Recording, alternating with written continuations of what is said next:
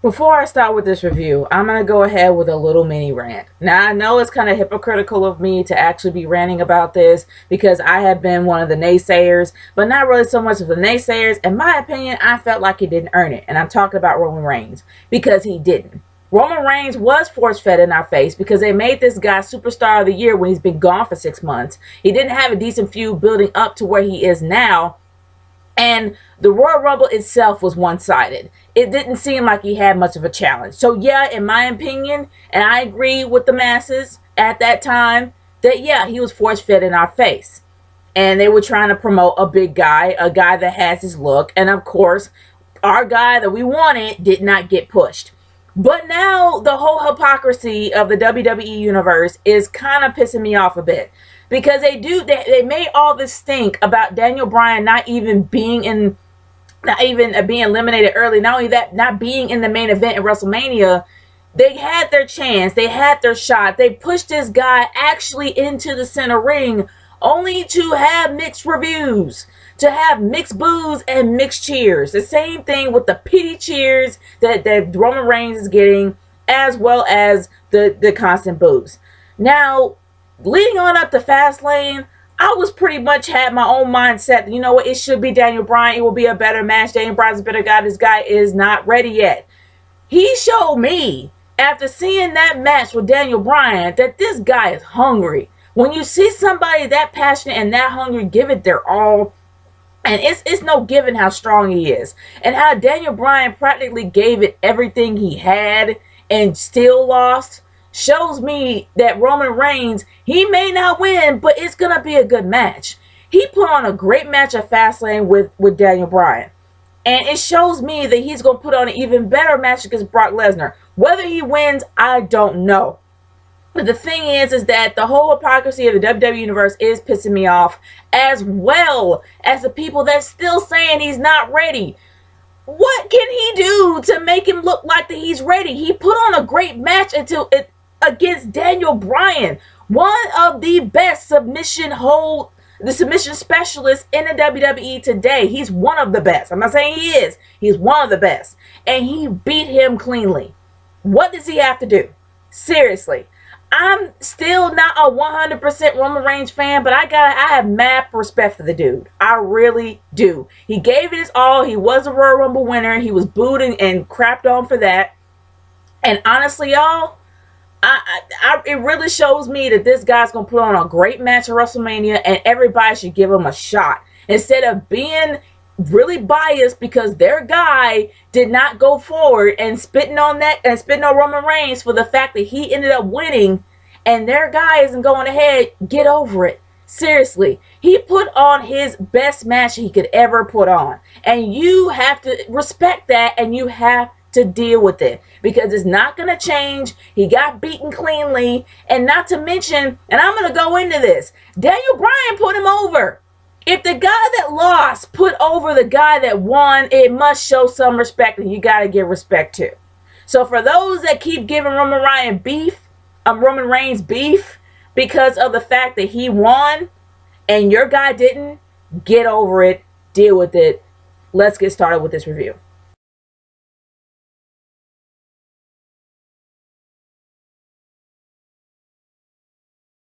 It's the road to WrestleMania, guys. The pay-per-view, the one of the gimmicky pay-per-views is now officially over. We're moving towards WrestleMania, y'all. WrestleMania is next month. It is the end of March. And has there been any build towards WrestleMania? Somewhat. I will say that they have done a great job in building up Roman Reigns to this point, especially after the great match they had at Fastlane. I'm kind of sort of interested to see what's going to happen between him and Brock. Do I believe he's going to win? That's another review and another preview and all that in itself. So I'm going to go into that later. But I will say that when it comes to that, they actually have done a pretty good job. And just like I said in my intro, Daniel Bryan actually did put over Roman Reigns. And he really did make a great promo to put over Roman Reigns because that was a great match. And seeing the guy that lost talk about the guy that won, especially how he felt prior to that, was great. It was a really great way to build up this guy leading on up to WrestleMania. For some reason, WWE seems to love David versus Goliath style matches. And I guess they're trying to make Roman Reigns to be David while they're trying to make Brock Lesnar, of course, like Goliath. For some reason, they love these things. They eat it all up. So, of course, they're going to try to do that. But they're doing a good job so far. But I will say this. The first time ever, and I never thought I would ever say this, Paul Heyman had absolutely no worth at all in that promo. Not that he's worthless, it's just the fact that he wasn't needed at all in that promo. Not after Daniel Bryan. After Daniel Bryan put him over leading on up to the main event of the night. Seriously, he just wasn't needed. I know he was trying to promote Brock Lesnar, but he just should have done it at his own time, at his own segment of the show. He shouldn't have been a part of that segment. It just kind of brought it down a bit. He just wasn't needed. And I hate to say it, I love Paul Heyman, but he just wasn't needed. He wasn't needed at all for that segment, and it was just a big waste. But I mean, that's just how I pretty much took it. But honestly, the matches weren't all that bad, but some of them were kind of pointless to me. The one thing I never really could understand was why the heck the Usos would actually have a rematch on Raw. And I hate rematches on Raw. Rematches on Raw was great for the 90s, before most of these pay-per-views started building up, before WrestleMania became what it was. But now that you got these huge pay-per-views, and now that you got the international cred that you need in order to push your product, why on earth are you going to have the tag team belts be on Raw? This is something that's WrestleMania worthy, especially the fact that the Usos lost it at Fastlane. They should hold out to WrestleMania. That's just me. Because unless they're going to be in the Andre the Giant over-the-top Battle Royal, which is what's going to happen at WrestleMania 31, which makes me happy because this really does give the mid-carders a chance to shine. It gives them something to fight for. So they actually are doing it. And it's kind of confirmed on there when The Miz was talking about it. So there's a chance they may be in the Battle Royal. And that's probably the reason why they actually did their rematch on Raw. Even though I really feel that they should have held out to WrestleMania. And another thing that pisses me off. Naomi and Natalya. These two chicks can hold their feud on their own. They can have a feud all by themselves. And it could be worthy of watching. Like, literally, men won't go to the bathroom watching these chicks fight. Seriously. They can hold their own. So why are they valets towards their husbands? They need to go out and have their own match and have their own fight. They have a feud already building up. I'm hoping that these two will actually have a match that will not get cut at WrestleMania because they have a decent feud. You got Naomi, who is incredibly athletic. You got Natalya, who is a vet and a submission specialist. This would be a great match. A great Divas match to put together for one of the biggest stages of them all. WrestleMania, and I'm hoping that they won't fail on this. That's just me. But honestly, these chicks really need to have their own match, and they should not be valets towards their husbands. That's just me. They need to go out on their own, do their own thing. That's the main reason why Naomi left Total Divas, to try to get ahead of her own career. But for crying out loud, we know that Natalya, I wouldn't be surprised if Natalya is going to be retiring soon. Not soon, but probably later on down the line. And honestly, it will be a great passing of the torch. Somewhat. But either or, these chicks should really have their own match at WrestleMania and not be valets towards their husbands. But besides all that, let's go to the opener. We saw Randy Orton. For those that actually watched Fastlane, Randy Orton made his triumphant Viper return last night, which was pretty cool. And honestly, I love that promo that he just threw out there. I loved his promo. But then it just kind of took a turn for the weird. Or like at least a 180. I don't know what happened. You had a guy that was frustrated. It seemed like he was more of an anti-hero. I love anti-heroes. But then all of a sudden he turned heel. And he kind of already was heel. But now he's on the side of the authority. And I'm just straight up confused. That why is he teaming up with Seth Rollins? They were like, hold out, it's going to be cool down the line. It's going to probably screw him at WrestleMania. And I'm like, technically, how can you screw Seth Rollins? Seth Rollins has the Money in the Bank briefcase. So technically, you cannot screw him.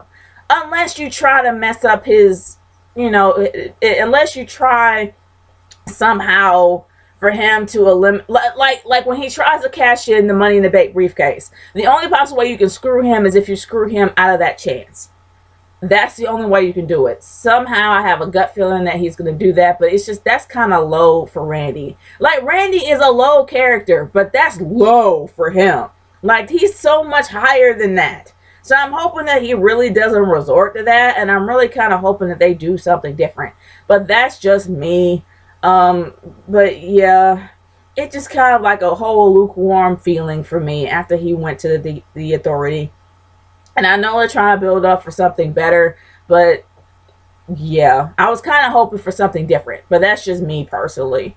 But either or, I can't believe I'm saying this, but I really did miss Randy. And I kind of missed him being in the ring. So I guess I could just look forward to see what's going to happen at WrestleMania and then the build leading on up to there. You know? But either or, there's one area of the show that does somewhat bother me because, okay, everybody knows from the video that I did that I don't like John Cena's character. I don't like John Cena's character. I don't like it at all. I don't like what he stood for. But you got to admit, it's kind of freaking sad that every promo that he makes holds no weight. It's been 7 months since SummerSlam, and he hasn't won a pay-per-view. He hasn't had a pay-per-view win or a TV win in 7 months. Any promo that he makes is worthless. I'm sorry, it is. It has no worth. The only match that he won was a match that he wasn't even in. Seriously. None of his promos hold any more weight. It holds no weight. Zero. Zip. Nada. Like, seriously. It's so you can have Rusev come out there and he can spit all this stuff about America and him, and he still wouldn't matter because John Cena hasn't won anything in 7 months. Seriously. That's kind of messed up if you honestly think about it. So you're going to have a match at WrestleMania against Rusev. You're going to pull a Rocky on us. The only difference is that with Rocky, of course, Rocky probably had maybe a few losses before you would have a big triumphant win. But that's going to be the biggest cliche on the planet if this happens, man. Seriously, you're going to have a down-and-out guy that's been losing on and on and on and on and on. And then all of a sudden, WrestleMania comes around, and here comes John Cena for the big win for the U.S. belt. I'm sorry.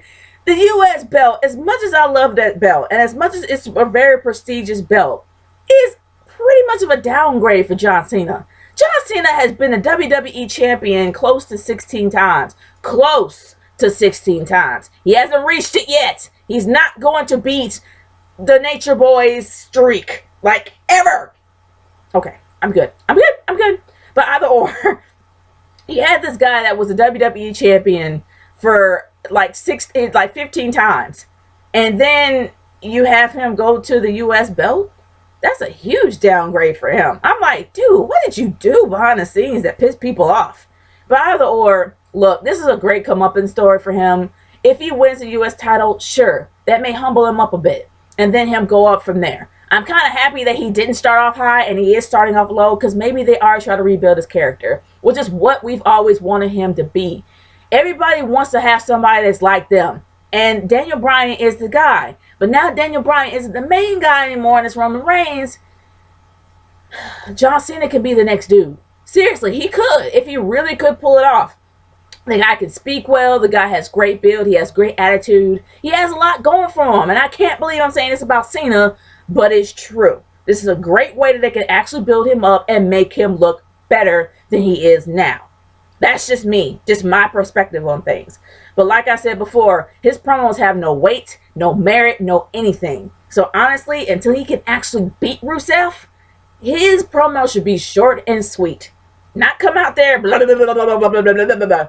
He should like literally make him short and sweet, a few sentences, done. Seriously. At least until he beats Rusev. That's just me personally. But guys, my overall thoughts is this. It doesn't feel completely like the road to WrestleMania, even though Bray Wyatt is doing his best to try to call out Taker. Until we actually see Taker, you know, still, they're doing their best. I'm not saying that there's no build to the road to WrestleMania. There's no build to it. It doesn't feel like the road to WrestleMania, but it is close to the beginning of March. So maybe they'll pick up the pace around then. But either or, some of the matches weren't bad. The Divas match was extremely one-sided, and it did piss me off. I'm not going to lie about that. Paige happens to be a Paige, not only Paige, but Emma. They're both great wrestlers. And seeing how Emma was squashed really did piss me off. I love the Bella Twins, but come on. Come on now. At least give them a good match, especially Emma. She hasn't been a good match since her feud between her and Paige at NXT. Come on, man. Just at least give her a little bit of a bone. But yeah, that's one of the matches that did piss me off. But either or, guys, I want to hear your thoughts. Leave a comment in the comment section below or send me a video response on how you feel about Raw and whether or not you feel like this is actually the road to WrestleMania. Because honestly, guys, it's going to take a minute to build it up, but they really do need to start working on their card. They only got 2 main matches so far, and they need to build it up from there. And hopefully they won't cut anything this year. But they didn't cut anything for WrestleMania 30. They did for 29, but it may be buried in 30. I'm hoping that it would be, because they really need to be a little bit more creative. But guys, those are my overall thoughts. What are yours? Nature Girl 30 signing off. Peace out. Later.